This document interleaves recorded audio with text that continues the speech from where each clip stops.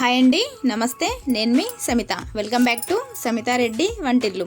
ఈరోజు వీడియోలో ఉగాది స్పెషల్గా నేతి బొబ్బట్లను మృదువుగా సూపర్ టేస్టీగా చేసే సింపుల్ మెథడ్ని మీతో షేర్ చేసుకోబోతున్నాను.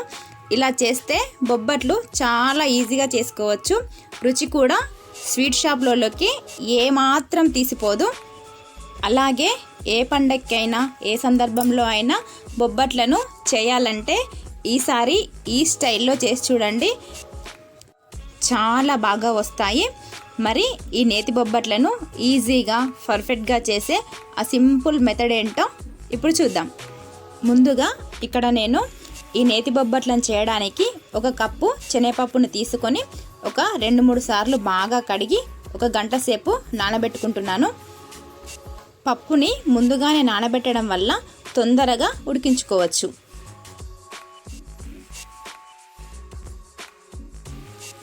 ఇలా నానబెట్టిన పప్పులోని వాటర్ని తీసి కుక్కర్లోకి తీసుకోవాలి.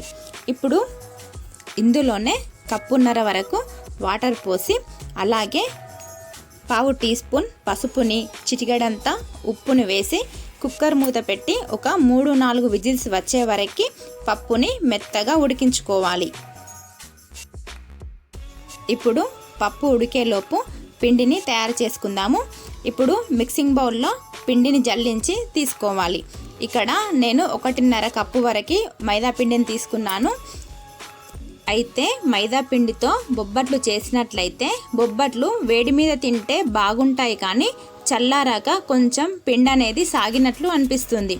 సో అలా కాకుండా ఉండాలంటే ఇక్కడ నేను 1/2 కప్పు గోధుమ పిండిని తీసుకుంటున్నాను. ఇలా పిండిని బాగా చల్లించుకోవాలి. మీరు కావాలంటే ఈ మైదా పిండి ప్లేస్లో మొత్తం గోధుమ పిండి కూడా తీసుకోవచ్చు.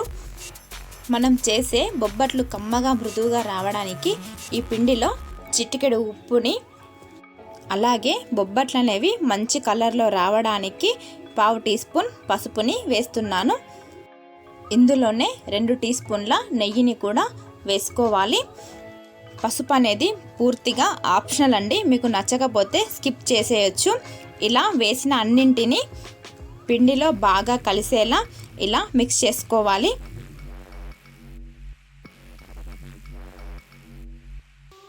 ఇలా రబ్ చేసినట్లు చేస్తూ పిండికి బాగా పట్టించాలి. ఇలా పిండి ఒకసారి బాగా కలిపాక ఇప్పుడు ఇందులోకి సరిపడా నీళ్ళని పోస్తూ సాఫ్ట్ చపాతీ పిండిలాగా మిక్స్ చేసుకోవాలి. చూడండి, పిండి కన్సిస్టెన్సీ అనేది ఇలా సాఫ్ట్గా ఉండాలి. పూర్ణం రెడీ అయ్యేలోపు ఈ పిండి బాగా నాని ఇంకొంచెం సాఫ్ట్ అవుతుంది. సో ఇలా కలిపిన పిండిని మూత పెట్టి పక్కన పెట్టుకోవాలి. చూడండి, పప్పు అనేది బాగా ఉడికింది. ఇలా మనం ఒక పప్పు బద్దని తీసి చూస్తే చూడండి మంచిగా ఉడికిపోయింది. పప్పు అనేది పూర్తిగా ఉడికిన తర్వాత చేస్తేనే బొబ్బట్లు అనేవి చక్కగా వస్తాయి. ఒకవేళ పప్పు ఉడకక ముందే బొబ్బట్లు చేయాలని చూస్తే బొబ్బట్లు సరిగ్గా రావు, టేస్ట్ కూడా కుదరదు.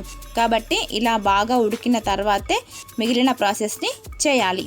ఇప్పుడు పప్పుని వాటర్ లేకుండా తీసుకొని మిక్సీలో వేసి మెత్తగా గ్రైండ్ చేసుకోవాలి. పప్పు పలుకులు అనేవి లేకుండా ఇలా మెత్తగా గ్రైండ్ చేసుకోవాలి.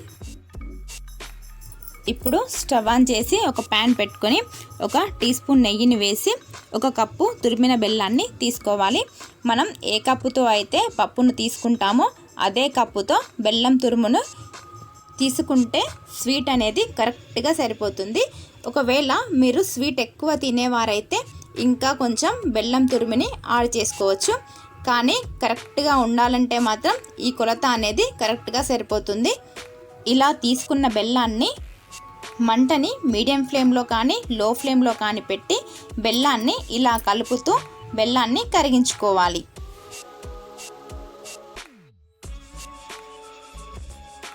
ఇలా బెల్లం అంతా పూర్తిగా కరిగిపోయాక ఇప్పుడు ఇందులోకి ముందుగా గ్రైండ్ చేసి పెట్టుకున్న శనగపప్పును తీసుకొని కలుపుతూ మిక్స్ చేయాలి.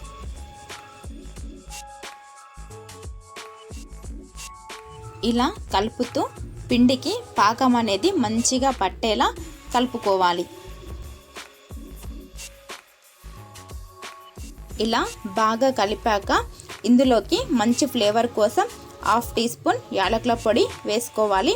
అలాగే ఈ పూర్ణం అనేది ప్యాన్కి పట్టకుండా 2 టీ స్పూన్ల నెయ్యిని వేసి కలుపుకోవాలి. మనకి పూర్ణం అనేది మరీ గట్టిగా కాకుండా మరీ మెత్తగా కాకుండా సెమీ సాఫ్ట్గా ఉండాలి. ఇలా కలుపుతూ ప్యాన్కి ఈ పూర్ణం అనేది కొంచెం సపరేట్ అయ్యే వరకు మంటను మీడియం ఫ్లేమ్లో పెట్టి కలుపుతూ ఉండాలి. ఎప్పుడైతే పూర్ణం అనేది ప్యాన్ నుండి సపరేట్ అవ్వడం స్టార్ట్ అవుతుందో అప్పుడు స్టవ్ ఆఫ్ చేసి ఈ పూర్ణాన్ని వేరే ప్లేట్లోకి తీసుకోవాలి. పూర్ణాన్ని అదే ప్యాన్లో ఉంచితే కొంచెం గట్టి పడుతుంది కాబట్టి వేరే ప్లేట్లోకి తీసుకొని పూర్తిగా చల్లారనివ్వాలి.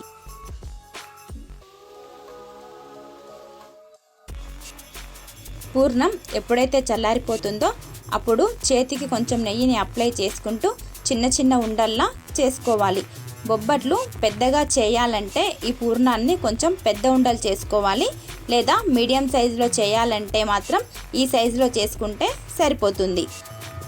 ఇలా మనం ఎన్ని బొబ్బట్లు చేయాలనుకుంటే అన్ని ఉండలు చేసుకోవాలి. ఈ మిగతా పూర్ణాన్ని ఫ్రిడ్జ్లో పెట్టుకొని తర్వాతైనా యూస్ చేసుకోవచ్చు. ఇలా పూర్ణం ఉండలు ప్రిపేర్ చేసుకున్నాక మనం కలిపెట్టుకున్న పిండిని మరొకసారి కలుపుకోవాలి. చూడండి, పిండి ముందే కలిపి పెట్టడం వల్ల పిండి చక్కగా నాని సాఫ్ట్గా అయ్యింది. ఇలా కలిపాక మనం పూర్ణం ఉండని ఏ సైజులో తీసుకున్నామో అదే సైజులో ఈ పిండి ముద్దని తీసుకొని రౌండ్గా చేయాలి. అలాగే నేను ఇక్కడ బొబ్బట్లని చేయడానికి 2 కవర్లను తీసుకున్నాను. ఇప్పుడు కవర్ పైన కొంచెం నెయ్యి అప్లై చేసి పిండిని కొంచెం స్ప్రెడ్ చేయాలి.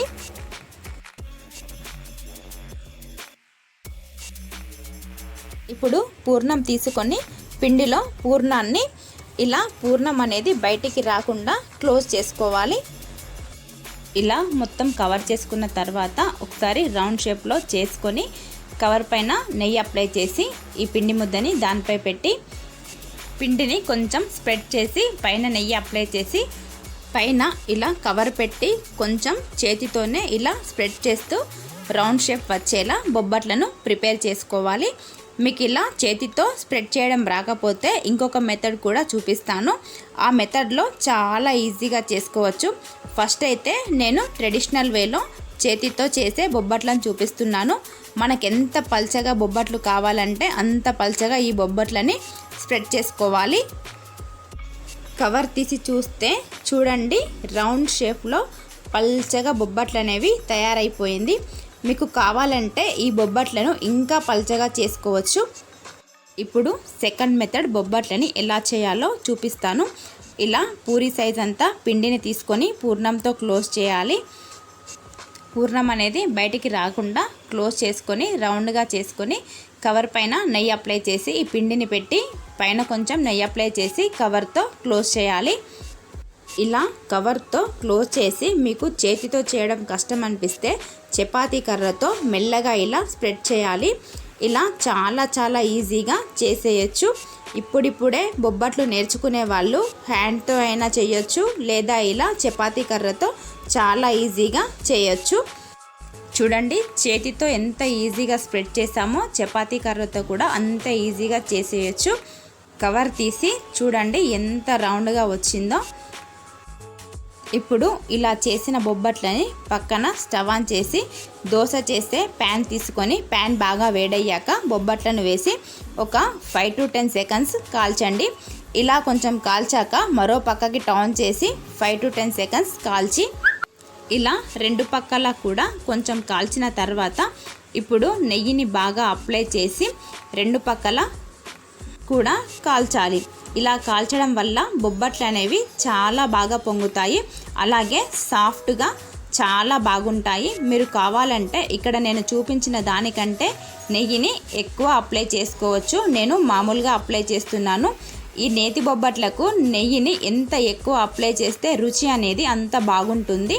ఇలాగే మిగతా బొబ్బట్లన్నీ కూడా చేసి కాల్చి తీసుకోవాలి.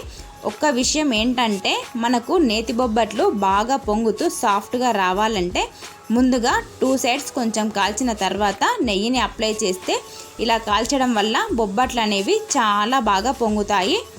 మీకు చూస్తేనే అర్థమవుతుంది బొబ్బట్లు అనేవి ఎలా పొంగుతున్నాయో. ఇలా 2 పక్కల కూడా నెయ్యిని బాగా అప్లై చేస్తూ కాల్చి తీసుకోవాలి. కమ్మగా నోరూరించే నేతి బొబ్బట్లు తయారైపోయాయి.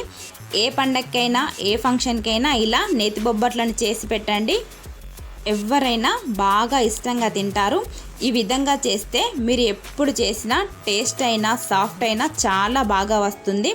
ఈ వీడియో నచ్చినట్లయితే లైక్ చేసి మీ ఫ్రెండ్స్కి కూడా షేర్ చేయండి. అలాగే నా ఛానల్ని ఎవరైతే ఫస్ట్ టైం చూస్తున్నారో వాళ్ళు కూడా నా ఛానల్ని సబ్స్క్రైబ్ చేసుకోండి. Thanks for watching.